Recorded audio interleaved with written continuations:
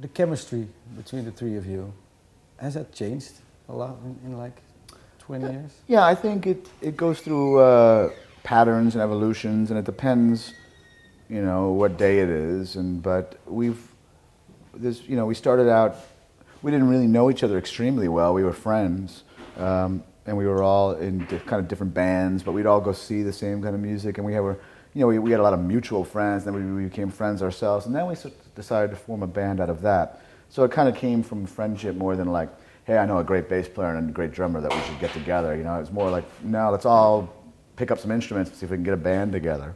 And it's been sort of like that. I think we've evolved from that. Obviously, I mean, that's 20 years ago.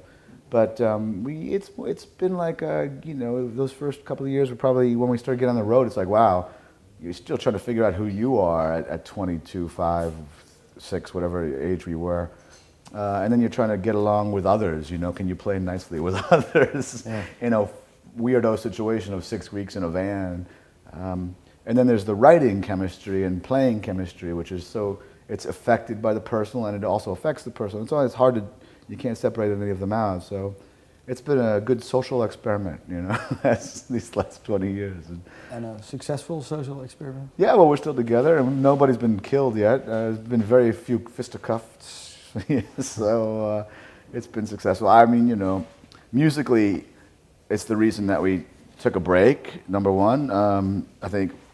I think the togetherness was affecting the music and the grind of it all, and just being in this test tube or whatever, and just being in the same pattern.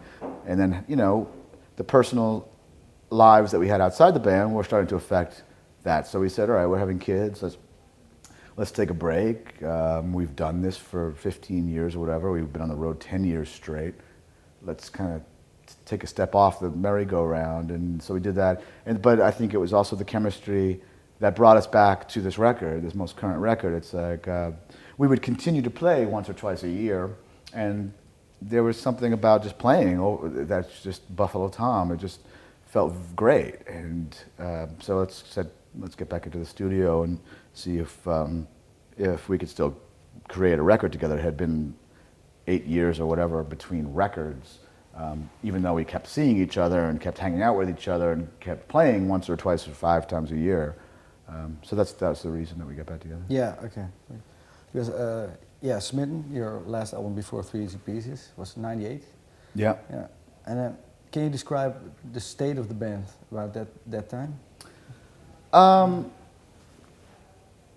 Well, about the time we made it, you know, there was a long time between, relatively speaking, not as much as this, but there was a relatively long time between the record prior to that, Sleepy Eyed, and that, because we changed labels, and we went down one path with one label, and it was A&M at the time, and we got to almost the point where we were going to put out a record, but there was like a personnel change there, and so, you know, that was like a false start, so we had to kind of start all over again, and somebody else wants to talk to you guys, so we started that process, and, you know, business stuff.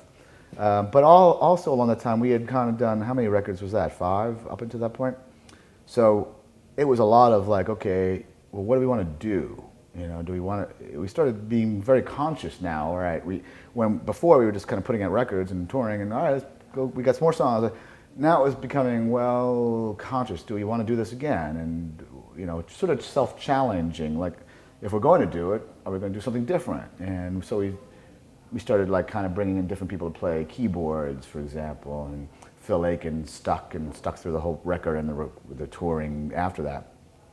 And that was really a nice, cool era, but it was very much like a time of conscious planning and forcing ourselves in a good way, I think, to try different things.